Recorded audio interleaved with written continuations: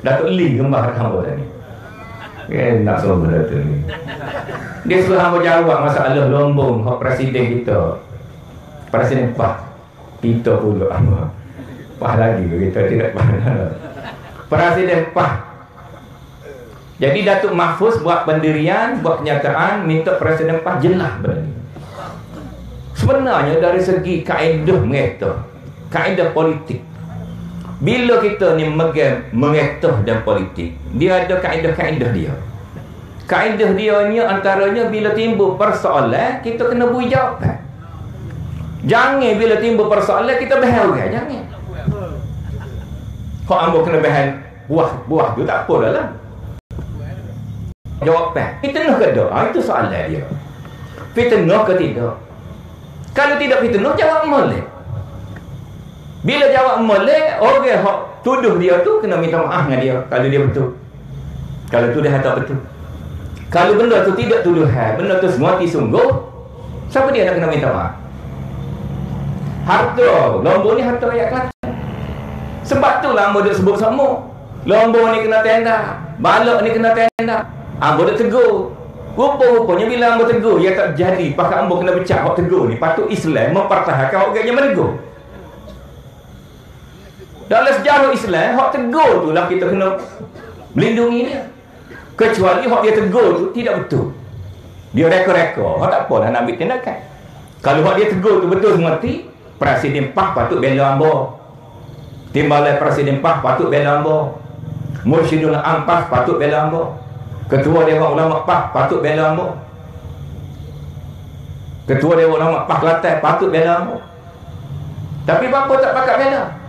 Rupanya Presiden pun mungkin terlibat dengan masalah permohonan lombong. Lagu mana nak tahu cerita ni? Tak payah. Presiden kena wayak hak dia. Setiap politik presiden ada dalam gambar tu. Saudara Samsuri, dia kena wayak. Adran ada agreement tu. Betul ke tidak dia kena wayak. Zuraidin ada dalam agreement tu. Betul ke tidak dia kena wayak.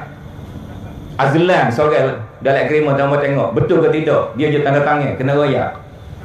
Lepas tu syarikat tu Vigorous, nama syarikat tu. Vigorous tu ada 5 orang pemegang saham dia.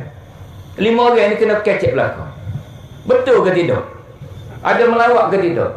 Ada kita tengok ke ketua tu? Ada buat permohonan ke tidak? Ada kajian luluh ke tidak? Walaupun akhirnya digantung. Pasal ada cerita lain pula. Waktu tajuk lain pula.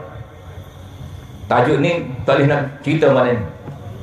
Di mana bila tidak tenda dalam perjanjian tu 10 riastan bui pada Presiden PAH. Sehingga jumlah dia sampai 10 juta. 200,000 sebulan. Mana ada Presiden UMNO pun tak buat lagu tu. Presiden MCA tak buat lagu tu. Presiden AKAL tak buat lagu tu. Presiden MIC tak buat lagu tu. Bapa yang Presiden PAH siapa lagi ada. Satu aku janji nak beri ke pejabat Presiden 200,000. Bapa tidak beri ke Pendahari PAH. Kalau beri Pendahari PAH Presiden nak pakai, ambil. Bapa kena beri ke pejabat Presiden PAH sampai 200,000. Sampai 10 juta dalam masa 50 bulan. Habislah rakyat Kelantan. Duk main pakat cobek sikit sore. Sepatutnya tugas Presiden panggil Menteri Besar. Setaga mana ada hasil negeri. Bapa rendah ni. Setaga mana nak suruh boleh tinggi. Bapa tak boleh tanda lombong-lombong. Tapi dah dia sendiri terlibat dengan benda tu. Nak panggil Datuk Mak Yaakob. Nyajih ke Mak Yaakob lah. Presiden pun minta juga nak suruh tanda lagu mana. Ni tajuk dia adik kakak. Ambo kecek lama dah tajuk ni. Adik kakak tak nampak belum ada ni. Kerana ambo tidak waktu bik semua. Kalau ambo waktu bik semua legak lepas ni nyanyi juga ke dia. Ambo tegur asalnya suruh beki je. Pasal bila ambo ada tugas. Tok Wakil. Tok Wakil ke dia masa tu? Tok Wakil PAH. Tok Wakil PAH dasar dia dasar Islam.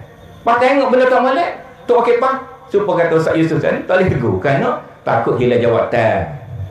Takut tak boleh tani semula. Takut tak boleh jadi calon. Takut tak boleh jadi esko. Takut tak boleh jadi peserta ladang raya. Ustaz Yusof tanya, dah akidah dari mana?